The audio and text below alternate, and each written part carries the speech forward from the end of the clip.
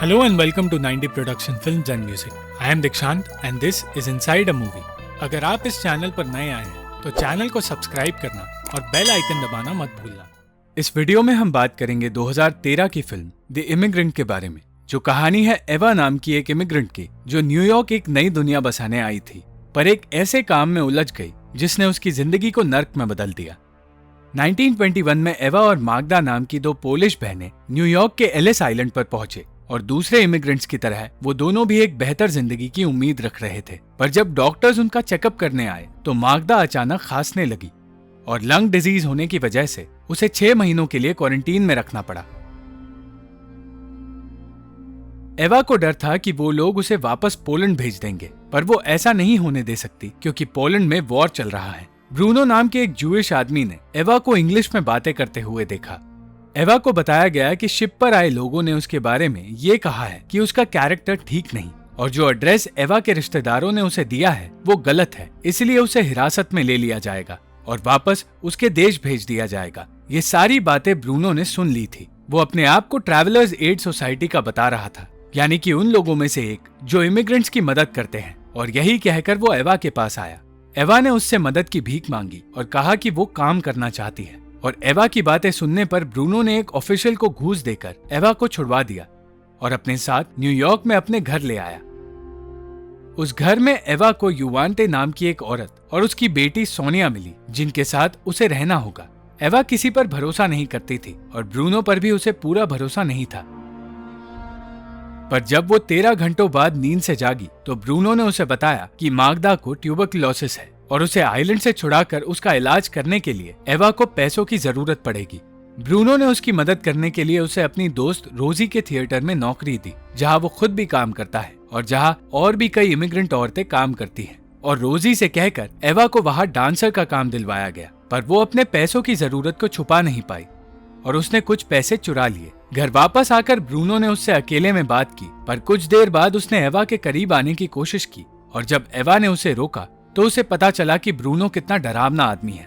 वो चिल्लाकर कहने लगा कि एवा एक चोर है और उसने उसे पैसे चुराते हुए देख लिया था, और एवा को दूसरी लड़कियों के सामने शर्मिंदा होना पड़ा। अगली सुबह उसे पता चला कि जिस थिएटर में उसे नचाया जा रहा है वो मर्दों के एंटरटेनमेंट के लिए बनाया गया थिएटर है। इतना ही नहीं, ब्रूनो उन लड़कियों को प्रोस्टिट्यूशन के लिए भी देता है और उसने एवा को भी इस काम के लिए भेजना शुरू कर दिया। एवा को कुछ समझ नहीं आया क्योंकि दूसरी लड़कियों ने उसे शराब पिला दी थी और वो होश में नहीं थी। जब एवा ने ऐसा करने से इनकार कर दिया तो ब्रूनो ने कहा कि उसे उसकी बहन के लिए पैसे कमाने होंगे। उसका कहना था कि वो उससे प्यार करता है और खुद भी उससे ये काम करवाना नहीं चाहता, पर उसे ये करना होगा ताकि उसकी बहन सही सलामत वापस आ जाए।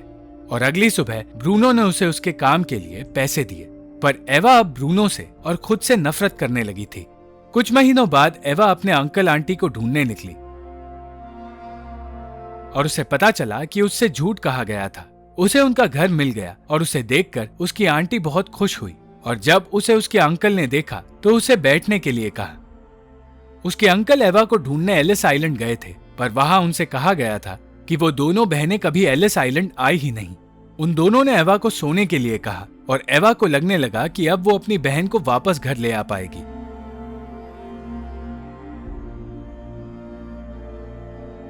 पर अगली सुबह जब उसकी आंखें खुली तो उसके सामने पुलिस वाले थे जो उसे वापस एलिस आइलैंड ले जाने आए थे। एवा के अंकल का कहना था कि उन्होंने एवा के कैरेक्टर के बारे में शिप में आए मर्दों से सुना था और वो ऐसी लड़की को अपने घर में कभी नहीं रख सकते।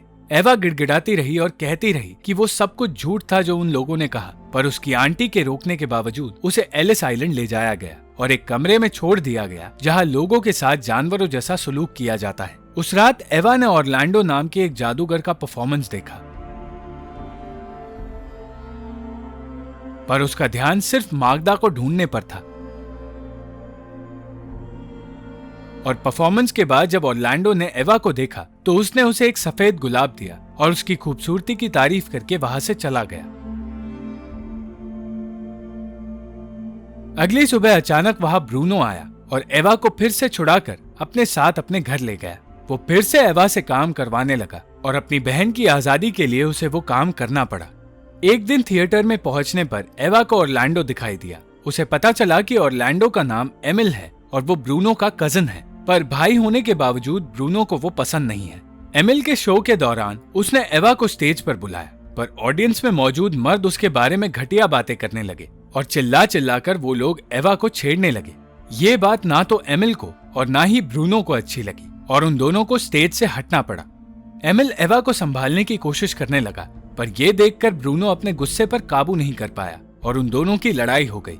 उन दोनों की लड़ाई का अंजाम रोजी को भुगतना पड़ा, क्योंकि उनके साथ साथ ऑडियंस में बैठे लोगों की भी हाथापाई शुरू हो गई। और गुस्से में जब रोजी ब्रूनो पर चिल्लाई तो ब्रूनो ने नौकरी छोड़ दी और साथ ही उन लड़कियों को भी अपने साथ ले गया। उन लड़कियों के पास पैसा कमाने का एक ही जरिया था और वो ब्रूनो था, इसीलिए उन्हें उस पर निर्भर रहना पड़ा। ब्रूनो उन्हें न्यूयॉर्क की गलियों में ले जाकर अपने लिए कस्टमर्स ढूंढने लगा और पार्क के बीचों बीच उन लड़कियों के साथ शो करने लगा। ऐसे ही एक लड़का ब्रूनो को पैसे देकर एवा को अपने साथ ले आया, पर उस लड़के के साथ जाने के बाद एवा को पता चला कि उस लड़के को एमिल ने भेजा था और एमिल सिर्फ एवा को देखना चाहता था और उससे माफी मांगना चाहता था। एमिल ने उससे कहा कि वो जो कुछ कर रही है उसके लिए उसे शर्मिंदा नहीं होना चाहिए और वो एवा के बारे में कोई भी बुरी चीज नहीं सोचता। जब ब्रूनो को एमिल के वहां होने के बारे में पता चला तो वो अपने गुस्से पर काबू नहीं कर पाया और उसने एमिल को मारने की कोशिश की। उन्हें अलग करने के लिए पुलिस को बुलाया गया, जिन्होंने ब्रूनो को गिरफ्तार कर लिया क्योंकि ब्रूनो के पास एक हथियार था। इस बीच एमिल और एवा की एक और मुलाकात हुई और एमिल को एहसास हुआ कि वो उससे प्यार करने लगा है। एमिल ने एवा को ये भी बताया कि शायद ब्रूनो उससे प्यार करता है, इसीलिए ऐसी हरकतें कर रहा है। पर एवा का मानना था कि ब्रूनो किसी से प्यार नहीं कर सकता, वो सिर्फ पैसों से प्यार करता है।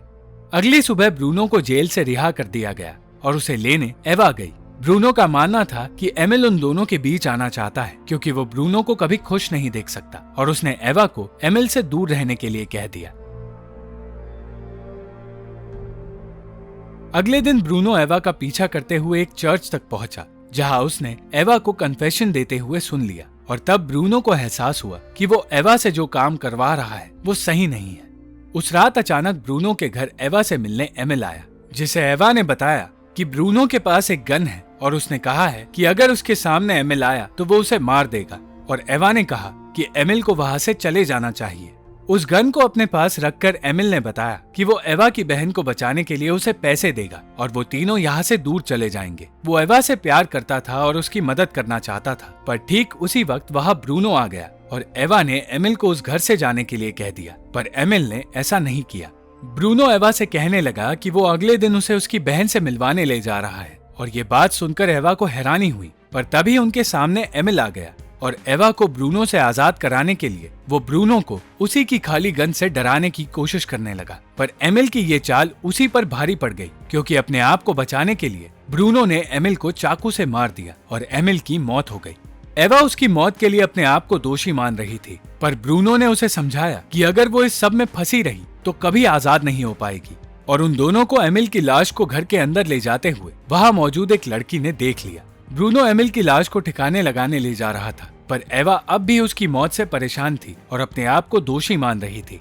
उन्होंने लाश को ठिकाने तो लगा दिया, पर अगली सुबह उस लड़की ने पुलिस को एमिल की मौत के बारे में बता दिया और कहा कि उसे एवा ने मारा है और एवा को पकड़ने वहाँ पुलिस आ गई। उनसे बचाने के लिए ब्रूनो ने एवा को वहाँ से दूर ले जाकर छिपा दिया। एवा तो बच गई, पर ब्रूनो पकड़ा गया और पुलिस वाले उसे बुरी तरह पीटने के बाद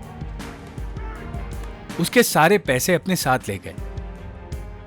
जब एवा ब्रूनो को संभालने लगी तो ब्रूनो ने बताया कि उसके पास हमेशा से मागदा को छुड़ाने के लिए पैसे थे, पर वो एवा को अपने पास रखना चाहता था और उससे प्यार करता था, पर अब वो ऐसा कुछ नहीं करेगा।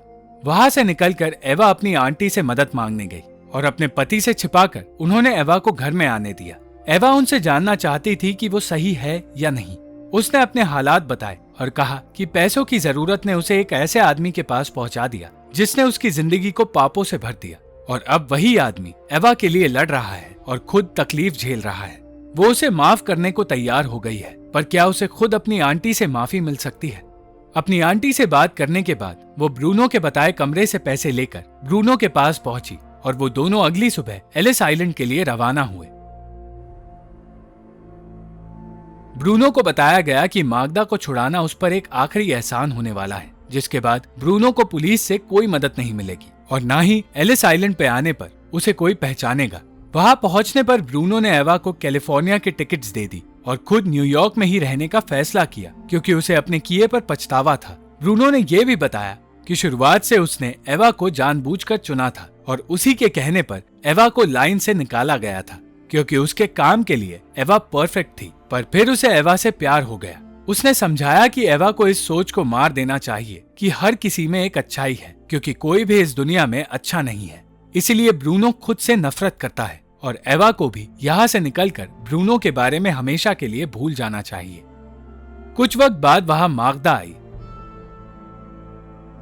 और उन दोनों बहनों को वहां से निकालकर कैलिफोर्निया भेज दिया गया जहां वो दोनों आजादी से रहे।